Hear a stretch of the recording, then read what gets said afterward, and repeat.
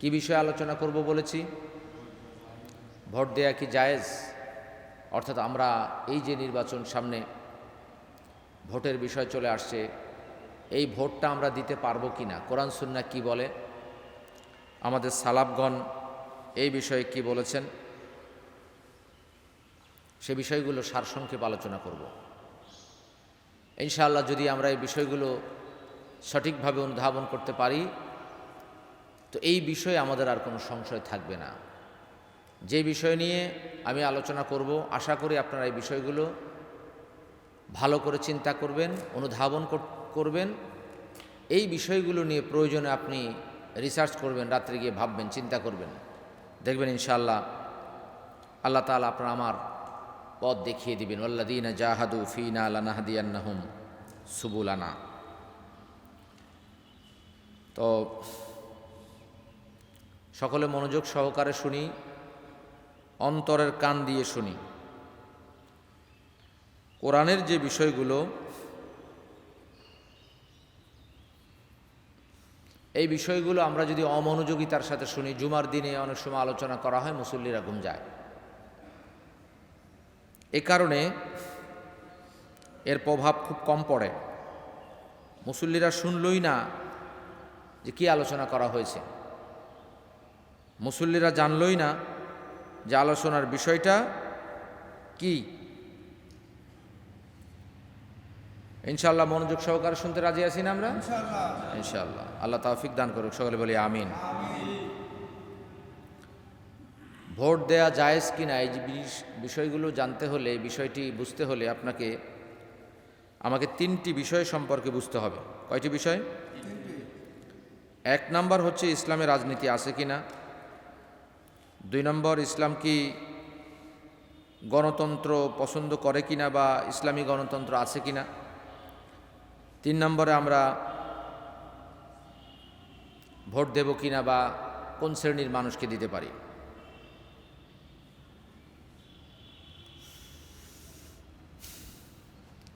Number one, প্রথম নম্বর part যেটা বা প্রথম অধ্যায়, সেটা হচ্ছে ইসলামের রাজনীতি আছে কিনা।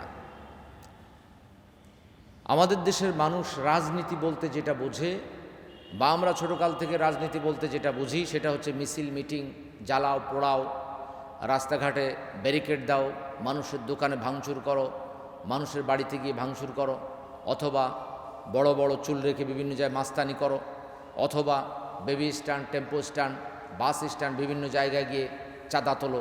এটাই হচ্ছে রাজনীতি, তাই না? আসলে রাজনীতি শব্দের অর্থ হচ্ছে রাষ্ট্র পরিচালনার নীতি, রাজার নীতি।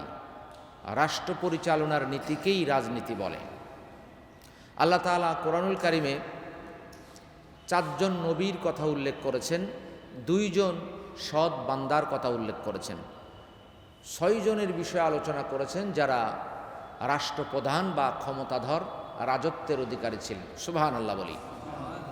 1 নাম্বার দাউদ আলাইহিস সালাম, তিনি তার পুত্রকে রাজত্ব দিয়েছিলেন, সুলাইমান আলাইহিস সালাম। এখান থেকেই অনেকে বলে থাকেন যে রাজতন্ত্র ইসলামী নাজায়েজ নয়, অর্থাৎ বাবার পর তার সন্তান রাজা হওয়াটা অযৌক্তিক কিছু না।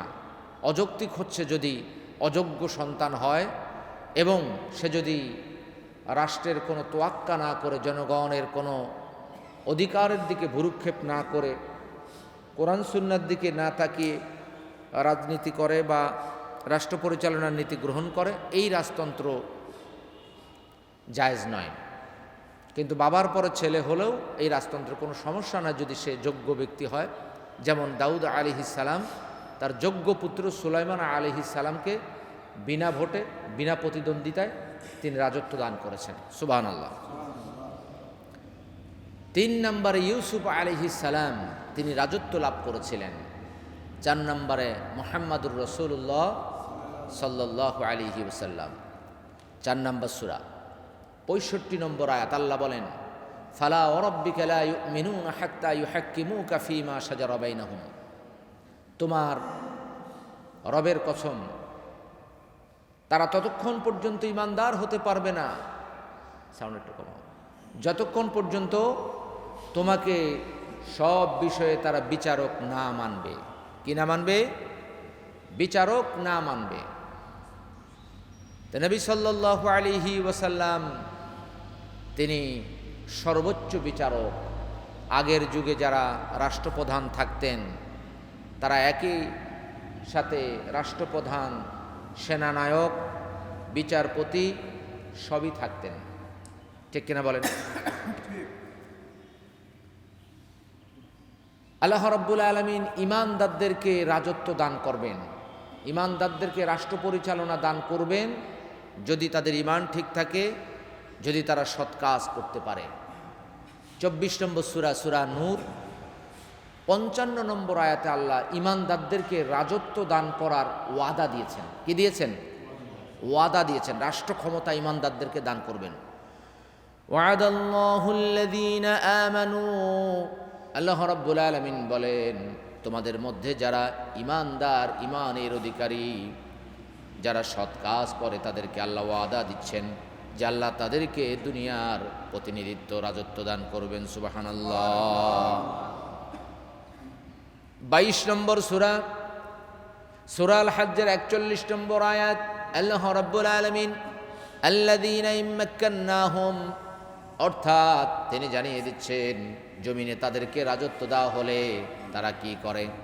সালাত কায়েম করে, যাকাত প্রদান করে, সৎ কাজের আদেশ করে, অসৎ কাজের নিষেধ করে। অর্থাৎ কোন ঈমানদারদেরকে আল্লাহ, ঈমানদারকে যখন রাজত্ব দান করেন ওই ঈমানদার এই কাজগুলো করেন। সুবহানাল্লাহ। তাহলে আল্লাহ যে ঈমানদারদেরকে রাজত্ব দান করবেন বা ঈমানদাররা রাজত্ব পেলে যে কাজগুলো করে, এই কথা কে জানিয়ে দিচ্ছেন? আল্লাহ জানিয়ে দিচ্ছেন। তাহলে 4 জন নবীর কথা আমি বলেছি যাদেরকে আল্লাহ কি করেছেন? রাজত্ব দান করেছেন, দুনিয়ার প্রতিনিধিত্ব দান করেছেন, ক্ষমতা দান করেছেন, রাষ্ট্র ক্ষমতা দান করেছেন। 2 জন আল্লাহর ওলি ছিলেন, আল্লাহর ওলি 2 জন ছিলেন, সৎ বান্দা, নেক বান্দা, সালেহ। তারা হচ্ছেন তালুত এবং যুলকরনাইন। তাদেরকেও আল্লাহ কি করেছেন? রাজত্ব দান করেছেন। এই 6 জনের ঘটনা আল্লাহ কোরআনুল কারিমে 4 জন নবী এবং 2 জন সৎ বান্দার কথা উল্লেখ করেছেন যারা রাজত্বের, রাষ্ট্র ক্ষমতার অধিকারী ছিলেন, মানুষের প্রতিনিধিত্ব করেছেন। সুবহানাল্লাহ। বনী ইসরাইলদেরকেও আল্লাহ বলেছেন যে তোমাদেরকে আমি রাজত্ব দান করেছি। বনী ইসরাইলদের থেকেও আল্লাহ অনেক রাজা বাদশা তৈরি করে দিয়েছেন যারা সৎলোক ছিল, সৎ বান্দা ছিল। তাহলে প্রথম পাঠে আমরা কি দেখলাম? যে 4 জন নবীকে আল্লাহ রাজত্ব দান করেছেন, যেটা কোরআনে এসেছে। কোরআনের বাইরে আরও অনেক নবী রাসূল থাকতে পারে, অনেক নবী রাসূল আছে। কোরআনে শুধু 25 জন নবী রাসূলের নাম উল্লেখ করা হয়েছে, আরও অসংখ্য নবী রাসূলের কথা আল্লাহ কোরআনে বলেছেন যে আমি অনেক নবী রাসূল প্রেরণ করেছি, কিছু তোমার কাছে বর্ণনা করেছি, কিছু বর্ণনা করিনি। অর্থাৎ নবী রাসূলের সংখ্যা শুধুমাত্র 25 জন নয়। এর ভিতরে আল্লাহ তাআলা 4 জনের কথা উল্লেখ করেছেন যারা ক্ষমতা লাভ করেছেন। আল্লাহ তাআলা ঈমানদারদেরকে ক্ষমতা দান করেন যদি তারা ঈমানে মজবুত হয়, শিরক মুক্ত, কুফুর মুক্ত, বিদাত মুক্ত ঈমান যদি গ্রহণ করতে পারে, সৎ কাজ করতে পারে। 24 নম্বর সূরা, সূরা নূর 55 নম্বর আয়াতে আল্লাহ এই ওয়াদা দান করেছেন ঈমানদারদেরকে। 22 নম্বর সূরা, সূরা আল হজ্জের 41 নম্বর আয়াতে ঈমানদাররা রাষ্ট্র ক্ষমতা পেলে কি করেন সেটাও জানিয়ে দিয়েছেন। 1 নম্বর পাঠের ভিতরে আমরা আরও আলোচনা করছি আল্লাহ তাআলা তিনি যে বিধান দিয়েছেন সেই বিধান যদি কায়েম করতে হয় তাহলে রাষ্ট্র ক্ষমতা দরকার। কি দরকার? রাষ্ট্র ক্ষমতা দরকার। 12 নম্বর সূরা, সূরা ইউসুফ 40 নম্বর আয়াতে আল্লাহ রাব্বুল আলামিন বলেন ইনিল হুকমু ইল্লা লিল্লাহ, বিধান চলবে, হুকুম চলবে, আইন চলবে, রুল রেগুলেশন চলবে একমাত্র কার? একমাত্র আল্লাহর বিধান চলবে, আল্লাহর আইন, আল্লাহর হুকুম চলবে। ওই আল্লাহর হুকুম, আল্লাহর বিধান যদি আপনি সমাজে প্রতিষ্ঠিত করতে চান, আপনার পরিবারে, রাষ্ট্রে যদি প্রতিষ্ঠা করতে চান, তাহলে রাজত্ব ছাড়া, রাষ্ট্রীয় ক্ষমতা ছাড়া আপনি কখনোই পারবেন না। বিধানের ভিতরে দেখেন কি আছে। 1 নাম্বার বিধান হলো চোরের হাত কেটে দিতে হবে। আস-সারিকু ওয়াস-সারিকাতু ফাকতাউ আইদিয়াহুমা, 5 নম্বর সূরা, সূরা আল মাইদা 38 নম্বর আয়াত। চোর এবং চোরনি যারা চুরি করবে তাদের হাত কেটে দাও।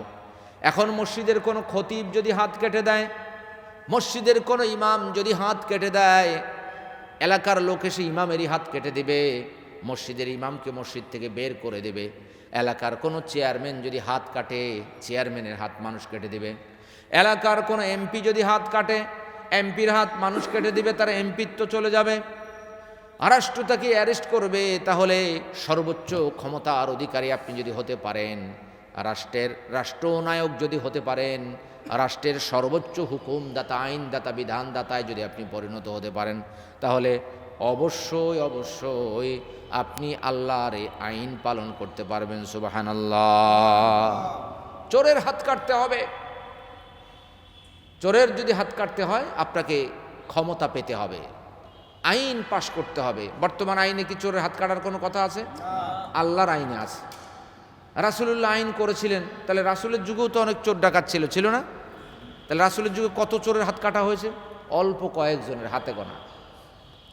আর বর্তমানে বহু চোরকে মানুষ মেরেই ফেলছে।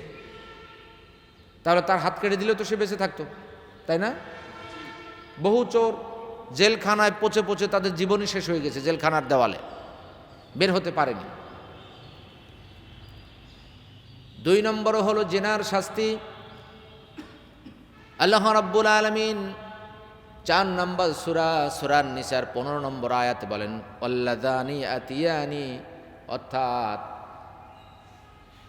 যেই সমস্ত নারীরা জিনা করবে, ওই সমস্ত নারীদের ভিতরে তোমরা যদি সাক্ষী প্রদান করতে পারো, অর্থাৎ 4 জন সাক্ষী আনতে পারো, তাহলে তাদেরকে ঘরে আটকে রাখো যেই পর্যন্ত না তাদের মৃত্যু হয়, অথবা আল্লাহ অন্য কোনো বিধান নাজিল করেন। আল্লাহর একটা বিধান দিয়ে দিলেন। 24 নম্বর সূরা নূর 2 নম্বর আয়াত, আয-যানিয়াতু ওয়াজ-যানি, যদি জিনাকারিনী এবং জিনাকার জিনা করে, তাহলে তোমরা কি করো? মিয়াতা জালদা, 100 বেত্রাঘাত তাদেরকে করো যদি তারা অবিবাহিত হয়। এই যে 100 বেত্রাঘাত আপনি করবেন, মাঝে মাঝে দেখবেন বিভিন্ন জায়গায় চোরদেরকে গাছের সাথে বেঁধে পিটায়। এটা ইউটিউবে আসার সাথে সাথে ওই চেয়ারম্যানকে আবার অ্যারেস্ট করে ফেলে। সমাজের একটা লোক একটা মহিলাকে পিটিয়েছে বা একটা ছেলেকে পিটিয়েছে, জেনার দায়ে, পরকীয়ার দায়ে গলায় জুতার মালা পরিয়েছে, সাথে সাথে তাকে অ্যারেস্ট করা হয় কিনা? এর অর্থ হচ্ছে আপনি কোনো আইন নিজের হাতে তুলে নিতে পারবেন না। রাষ্ট্রীয় সর্বোচ্চ ক্ষমতা থেকে এই আইন পাশ হওয়া লাগবে যে একটা চোরের বিচার করতে চাই, জিনাকারের বিচার করতে চাই। 3 নম্বরে, কেউ যদি নারীকে অপবাদ দান করে, আয়েশা রাদিয়াল্লাহু আনহাকে অপবাদ দেওয়া হয়েছিল।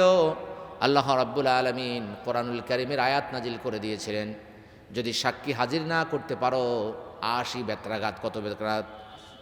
80 বেত্রাঘাত। ফাজলিদুহুম 80 জালদা, তাদেরকে 80 বেত্রাঘাত করো। এই যে 80 বেত্রাঘাত কে করবে?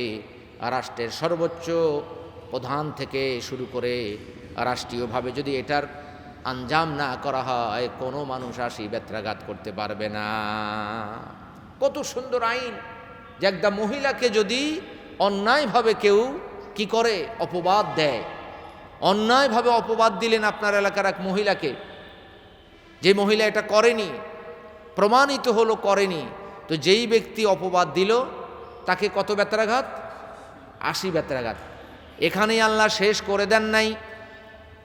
80 বেত্রাঘাত দিয়ে আল্লাহ আরও একটা বিধান নাজিল করে দিয়েছেন। ওই আয়াতের মধ্যে আছে যে কয়ার পাড়া একজন নিরীহ, একজন সতী সাধ্বী মহিলার বিরুদ্ধে অপবাদ দেওয়া হলো। একজন চেয়ারম্যান অপবাদ দিলেন, একজন মেম্বার অপবাদ দিলেন, কলেজের প্রিন্সিপাল অপবাদ দিলেন, যেই দিক না কেন তাকে 80 বেত্রাঘাত করতে হবে। আর মৃত্যু পর্যন্ত তার কোনো সাক্ষ্য গ্রহণ করা যাবে না। সুবহানাল্লাহ। কোনো সাক্ষী দিতে পারবে না। সে বলবে আমার চোখের সামনেই তো খতিব সাহেব খুন হলেন। বললো যে তোমার চোখের সামনে খুন হলে কোনো বিষয় না, তোমার চোখই নাই, আল্লাহ তোমার চোখ নিয়ে নিয়েছেন, তোমার সাক্ষ্য গ্রহণ করা যাবে না। সে বলবে যে চোর তো আমার চোখের সামনে থেকে নিয়ে চলে গেছে। বলে তোমার তো সাক্ষ্য নাই, তোমার সাক্ষ্য নাই, তুমি মহিলাকে অপবাদ দিয়েছো না, একটা মহিলাকে, নিরীহ মহিলাকে অপবাদ দিয়েছো, তোমাকে 80 বেত্রাঘাত দেওয়া হয়েছে এবং তোমার উপর সিলগালা করে দেওয়া হয়েছে যে এই লোকের সাক্ষ্য আর মৃত্যু পর্যন্ত কি গ্রহণীয় নাই, গ্রহণযোগ্য না, মৃত্যু পর্যন্ত সে লোক কোনো সাক্ষী দিতে পারবে না। এটাই তার শাস্তি, যে একটা নিরীহ মহিলাকে, সতীসাধ্যী নারীকে, অথচ আমাদের দেশ গ্রামে এরকম অজস্র ঘটনা ঘটছে কিনা, মহিলাদেরকে অপবাদ দিচ্ছে, কয়দিন পর প্রমাণিত হচ্ছে যে ওই মহিলা চুরি করে নাই। আমি লক্ষ্মীপুর লেখাপড়া করেছি, তো ওই জায়গায় একটা ঘটনা ঘটেছে। একটা কাজের ছেলে ছিল, খুব ভালো, খুব ভালো, অনেক বছর সেই ঘরে রয়েছে, সেই বাড়িতে রয়েছে। এখন এক লোক বসে বসে কোরআন পড়ছে, ওই বাড়ির মালিক। একজনে এসে তাকে 10,000 অথবা 20,000 টাকা দিয়ে গিয়েছেন। তো উনি কি করেছেন, কোরআনের পাশে রেখে কোরআন বন্ধ করে তিনি আবার, আগের যুগে দেখতেন না কোরআন একটা কি গায়ে দিত, সুন্দর করে জুটদান দিত না, মলট দিত, কাপড় দিত, উনি ওটা বেঁধে রেখে উঠে গিয়েছেন। এবার টাকা কোথায় গেল, টাকা কোথায় গেল। অনেক সময় দেখবেন চোখে চশমা রেখে মানুষ চশমা খুঁজে বেড়ায়, বেড়ায় না? হাতে কাশি, আমার কাশি কোথায়? দাদা তোমার কাশি তো তোমার হাতেই। মাথায় টোকা, তা বলছে যে এ আমার টোকা কই, টোকা কই? কয় টোকা তুমি এত টোকাচ্ছ, টোকা তো তোমার মাথায় আছে, ঠিক না বলেন? এখন এই কবিরাজ, ওই কবিরাজ, এই কবিরাজ বলছে। কবিরাজদের দেখবেন একটা বদ অভ্যাস আছে, আপনি যাকে সন্দেহ করবেন ওই তাবিজ সেই করেছে, তার গায়ে গিয়ে শুধু আপনার ওই থালবাটি উঠবে। যাকে আপনার সন্দেহ হয়, কবিরাজ আপনার থেকেই এই তথ্য নিবে যে আপনার সন্দেহ কাকে হয়। তা বলছে আমার কাজের ছেলেটাকে সন্দেহ হয়, সে ওই সময় সামনেই ছিল, কাজের ছেলে সামনে ছিল কাকতালীয়ভাবে। আর আজকাল দেখেন না, কাজের ছেলে কাজের মেয়ে।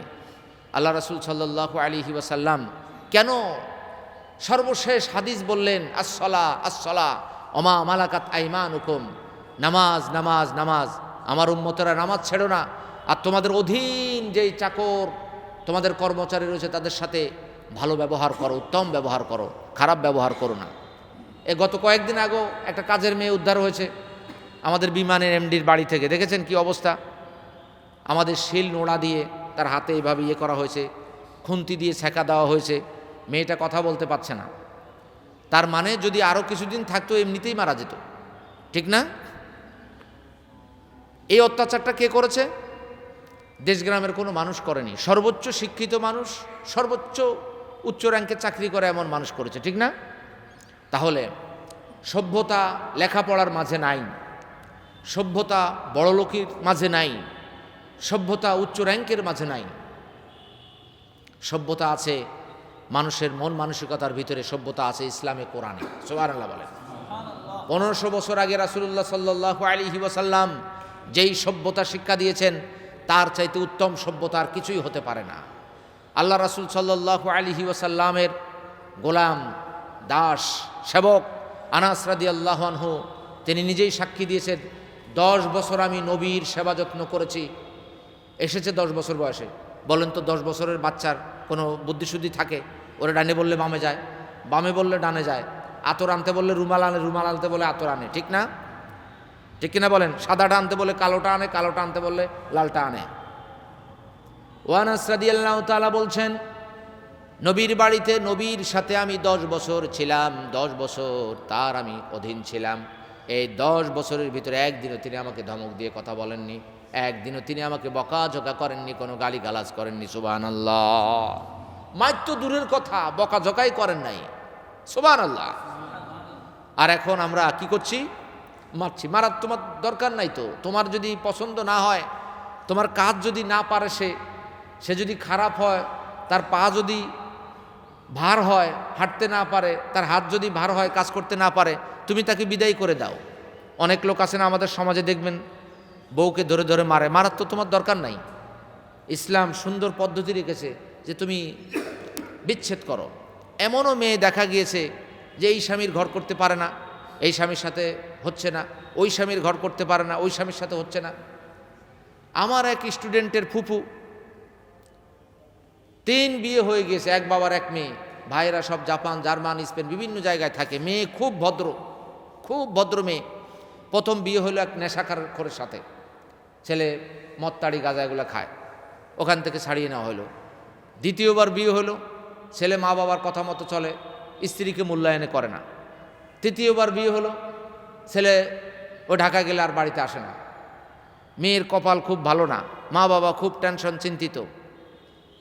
পরে এক লজিন মাস্টার, ওইসব এলাকায় আমাদের সময় লজিন বাড়িতে বিয়ে করার খুব একটা প্রচলন ছিল। আমারও অনেক অফার দিছে, আমার আব্বা আগেই নিষেধ করে দিছে, কয় খবরদার লজিন বাড়িতে কোনোদিন বিয়ে করবা না। তা আমি আবার জিজ্ঞেস করছি লজিন বাড়িতে বিয়ে করলে কি হবে? তা বলছে লজিন বাড়িতে বিয়ে করলে সম্মান পাবে না, আশেপাশের মানুষ মনে করবে যে তুমি একটা লোভী মানুষ, বা তুমি তাদের সম্পদ দেখে বিয়ে করেছো, বা আরও খারাপ বদনাম তোমার নামে তুলে দেবে। তো ওই লজিন মাস্টার, সে অনার্স পড়ে, ওখানে মাস্টারি করে।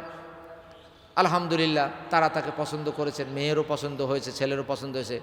ওই জায়গায় বিয়ে হওয়ার পর আলহামদুলিল্লাহ সুখ শান্তিতে তাদের ঘর ভরে গেছে। তো 3 বিয়ে করার পর তার সুখ হয়েছে। তো মানুষ হয়তো বলতে পারতো যে মেয়েটার হয়তো বা মুখ খারাপ, বা মেয়েটা কথা বলতে পারে না, স্বামীদের সাথে মিশতে পারে না। আসলে অনেক সময় এরকম হয়ে যায় কাকতালীয়ভাবে, একজনের সাথে একজনের মিলমিশ হচ্ছে না। আবার ওই ছেলে আরেকটা মেয়ের সাথে বিয়ে করলে ওই মেয়ে আবার এগুলো মেনে নিবে, মতরত সব মেনে নিবে। বহু মহিলা আছে দেখবেন বিড়ির গন্ধ পছন্দই করে না, এটার জন্য তালাক পর্যন্ত হয়ে যায় না? আবার বহু মহিলা আছে দিব্যি 60-70 বছর ওই বিড়ির ধোঁয়া নিয়েই সে পছন্দ করছে স্বামীকে, আছে না নাই? তো মানুষের পার্থক্য আছে। এই জন্য নবী সাল্লাল্লাহু আলাইহি ওয়াসাল্লাম পদ্ধতি শিক্ষা দিয়েছেন, ইসলাম পদ্ধতি শিক্ষা দিয়েছেন। তোমার স্ত্রী পছন্দ হয় না, তুমি তালাক দিয়ে দাও। তোমার কর্মচারী পছন্দ হয় না, তুমি বের করে দাও, যে না আমার দোকানে তোমার কাজ নাই, আমার বাড়িতে তোমার কাজ নাই, তুমি চলে যাও। কিন্তু তাকে মারা, মার দেওয়া, সেকা দেওয়া, এগুলো ইসলামে কি হারাম, ইসলামে কি হারাম। আল্লাহ রাব্বুল আলামিন তার বিধানকে দুনিয়ার জমিনে কায়েম করার কথা বলেছেন। ইনিল হুকমু ইল্লা লিল্লাহ, বিধান চলবে, হুকুম চলবে একমাত্র কেবলমাত্র আল্লাহর। আপনি জিনার শাস্তি দিতে পারবেন না মানুষকে, আপনি চোরের শাস্তি দিতে পারবেন না, হাত কাটার শাস্তি দিতে পারবেন না, কারণ আপনার হাতে রাষ্ট্রীয় ক্ষমতা নাই। অপবাদের শাস্তি দিতে পারবেন না, আপনার ক্ষমতা নাই। মদ পানের শাস্তি দিতে পারবেন না। আল্লাহ রাব্বুল আলামিন 5 নম্বর সূরা আল মাইদার ভিতরে তিনি উল্লেখ করে দিয়েছেন 45 নম্বর আয়াত, যে চোখের বদলে চোখ, নাকের বদলে নাক, অর্থাৎ জীবনের বদলে জীবন। আপনি যদি এটা নিতে চান, এই আইন যদি বাস্তবায়ন করতে চান, তাহলে আপনি পারবেন না। এই আইন বাস্তবায়নের জন্য আপনাকে রাষ্ট্রীয় ক্ষমতা প্রয়োজন, ঠিক কিনা বলেন? রাষ্ট্রীয় ক্ষমতা লাগবে। 2 নম্বর সূরা আল বাকারা 178 নম্বর আয়াত, আল্লাহ তাআলা স্পষ্টভাবে জানিয়ে দিয়েছেন যে দাঁতের বদলে দাঁত, স্বাধীন মানুষের বদলে স্বাধীন মানুষ, দাসের বদলে দাস, চোখের বদলে চোখ। এখন আপনি কোনো মানুষ আপনাকে হত্যা করেছে, আপনি কি তাকে হত্যা করতে পারবেন? তার বিরুদ্ধে কেস করলে তখন তার ফাঁসি হবে। কিন্তু আল্লাহ বলে দিয়েছে যদি তার পরিবার তাকে মাফ করে দেয় তাহলে আর ফাঁসি হবে না। কত সুন্দর আইন! অথবা তারা যদি টাকার বিনিময় মাফ করে, যে আমার ছেলেটা ছিল, ইনকাম করত, আমার 2টো নাতি আছে, 3টে নাতি আছে, তার স্ত্রী আছে, তার জীবনযাপন করতে হবে, তো 100 উটের মূল্য দিয়ে দাও আমাদেরকে। তো তারা যদি মিলমিশ করে 100 উট পারল না, অন্তত 1টা-2টা উটের মূল্য দিয়ে যদি মিলমিশ করতে পারে, ইসলামে সেটাও আইন আছে যে সেটাও জায়েজ। সুবহানাল্লাহ। তার মানে ইসলাম এত কঠোর হয় নাই যে একজন মানুষের পরিবর্তে আরেকজন মানুষকে মারতেই হবে। হ্যাঁ, মারতে হবে, শাস্তি, কারণ আপনি অন্যায়ভাবে একজনকে হত্যা করেছেন, এটা আপনার শাস্তি। কিন্তু তারপরও পথ খোলা রেখেছে যে কেউ চাইলে মিলমিশ করে টাকার বিনিময় অথবা ক্ষমা প্রাপ্তির বিনিময়ে। সৌদি আরবে একবার একটা ঘটনা দেখলাম যে এরকম ফাঁসি হবে, সব রেডি, তখন তার পরিবারের পক্ষ থেকে একজন এলো, এসে ওই লোকটার মুখে একটু থুতু মারল, থুতু মেরে বলল যে মাফ করে দিলাম। আমাদের খুব কষ্ট ছিল, কিন্তু তার এই অবস্থা দেখে যে এখন তার ফাঁসি হয়ে যাবে, তো চিন্তা করলাম যে আমার পরিবারেরও একজন হারিয়ে গিয়েছে এবং তারও তো পরিবারের লোকজন এইভাবে হারিয়ে ফেলবে, আমরা মাফ করে দিলাম। তখন তার ফাঁসি রহিত হয়ে গেছে। আমাদের বাংলাদেশে তো মাফ করলেও ফাঁসি রহিত হয় না, হয় ওই আইনই নাই। এজন্য আপনি যদি রাষ্ট্রীয় ক্ষমতা লাভ না করেন তাহলে এই আইনগুলো বাস্তবায়ন করবেন কিভাবে? এজন্য রাষ্ট্রীয় ক্ষমতা প্রয়োজন আছে। ইসলামে রাজনীতি আছে, নবী রাজনীতি করেছেন, সাহাবায়ে কেরামগণ অর্থাৎ রাষ্ট্র পরিচালনার নীতি গ্রহণ করেছেন, 4 খলিফা গ্রহণ করেছেন। ইসলামে রাজনীতি নাই এই কথা যে বলবে তার ইমানই থাকবে না, কারণ ইসলামে তো রাজনীতি আছে। ইসলামে রাজনীতি না থাকলে কোরআনের বহু আইন বাতিল হয়ে যাচ্ছে। আপনি চোরের হাত কিভাবে কাটবেন?